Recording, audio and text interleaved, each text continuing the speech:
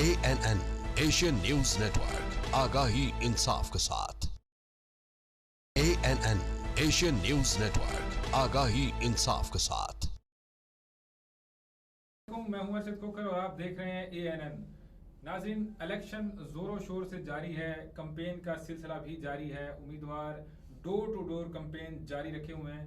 इसी सिलसिले में ANN आपके सामने इंटरव्यूज का सिलसिला हमने जारी रखा हुआ है। MPA के जो उम्मीदवार हैं, इससे कबल अहमद नवाज निवानी आपके सामने थे। आज एक MPA के उम्मीदवार, राहे हक पार्टी के जो MPA के उम्मीदवार हैं मौलाना अब्दुल हमीद साहब, वो हमारे साथ इस वक्त मौजूद हैं। उनसे हम जानेंगे कि वो इलेक्शन के अंदर इस वक्त कैसी उनकी कैंपेन जा रही है और अगर आप उनको वोट देंगे तो वो कैसे आपके मसाइल का हल करेंगे। जी अस्सलाम वालेकुम। सबसे पहला मेरा सवाल है जी कि नजीबुल्लाह मरहूम और न्याजी बरादरान के साथ आपके देरीना ताल्लुकात हैं, उसके बावजूद आप इरफानुल्लाह खान की हिमायत करने की बजाय खुद इलेक्शन लड़ रहे हैं, इसकी क्या वजह है? गुजारिश ये है कि नजीबुल्लाह खान, इनामुल्लाह खान से ताल्लुकात थे, इरफानुल्लाह के साथ भी हिमायत की, लेकिन अरसे दराज से इरफानुल्लाह बिल्कुल राब्ते से बाहर रहा। बार बार कोशिशों के बावजूद भी ये शख्स राब्ते में नहीं आया। हमने कहा किसी ज़रिए से पैगाम पहुँचाए कि आप आएँ और हमारे साथ बैठें, बात करें, और इलेक्शन अगर लड़ना है तो आप प्रेस कॉन्फ्रेंस करके आज़ाद आ जाएं, हम आपकी हिमायत करेंगे। लेकिन उसने कोई एक न सुनी और ना ही कोई उसने मुशावरत की। इन तमाम हालात के पेश नज़र दोस्तों और जमाती फैसले के मुताबिक आज खुद इलेक्शन लड़ने का फैसला कर लिया।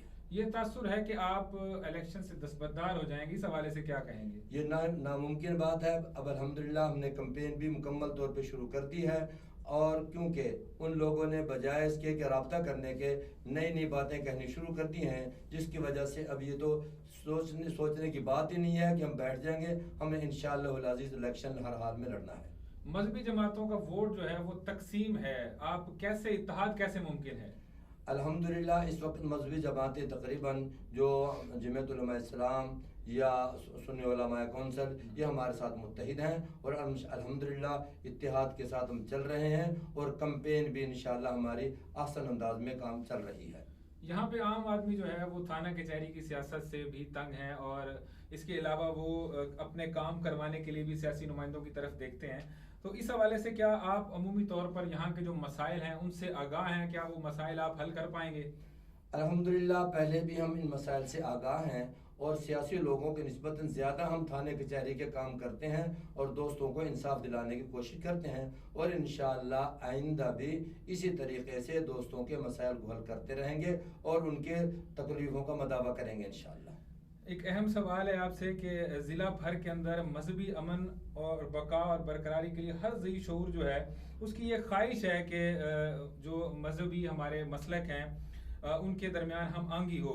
तो इस हवाले से इसको बरकरार रखने के लिए आपकी पहले भी क्या खिदमत है और आइंदा आप इस हवाले से क्या किरदार अदा करेंगे? अगर इसकी मैं तफसीर बताऊं तो बहुत लंबी चौड़ी हो जाएगी, लेकिन मुख्तसर इतना करता हूं कि ज़िले के अमन को हमेशा हमने बरकरार रखा। ज़िले में जब भी कोई फसाद, कोई दंगा हुआ, कोई झगड़ा हुआ, तनाज़ा हुआ, उसको हल करने के लिए हमें ही वहाँ जाना पड़ा, और अल्हम्दुलिल्लाह दरिया खान के कई वाक़यात आपके सामने होंगे।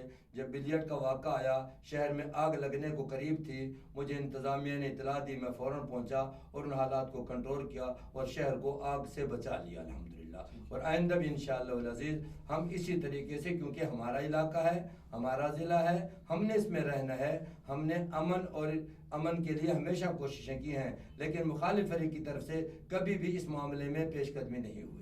पिछले दिनों आपने प्रेस कॉन्फ्रेंस की और नून लीग के उम्मीदवार MNA के अब्दुल मजीद खान खनान खैल की आपने हमायत का ऐलान किया, तो उनके MPA के उम्मीदवार भी नून लीग के टिकट पर मौजूद हैं, तो इसका आपको बतौर MPA के उम्मीदवार क्या फ़ायदा होगा?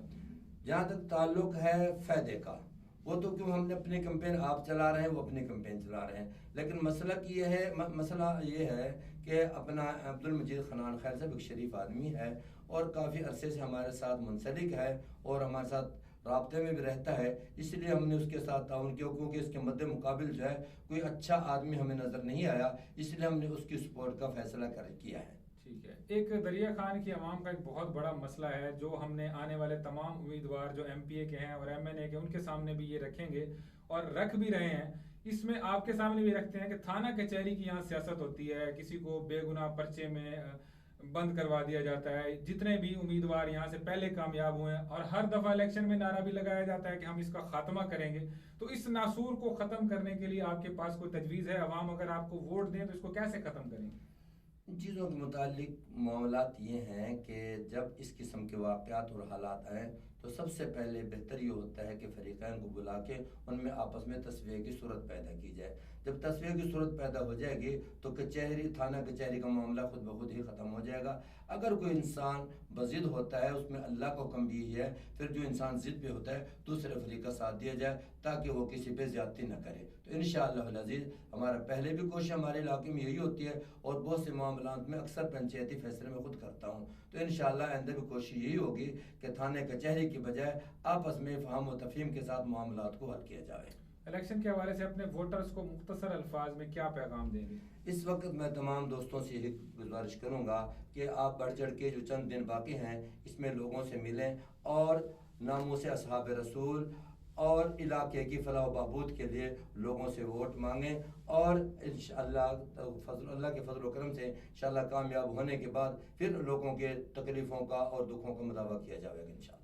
جی ناظرین، آپ نے سنا راہ حق پارٹی کے امیدوار عبدالحمید خالد صاحب آپ کے سامنے الیکشن کے حوالے سے جو بھی سوالات تھے وہ ہم نے ان کے سامنے رکھے اور ان کے جواب انہیں بڑے مدلل انداز میں آپ کے سامنے پیش کیے ہیں، اور انشاءاللہ یہ سلسلہ جاری رہے گا.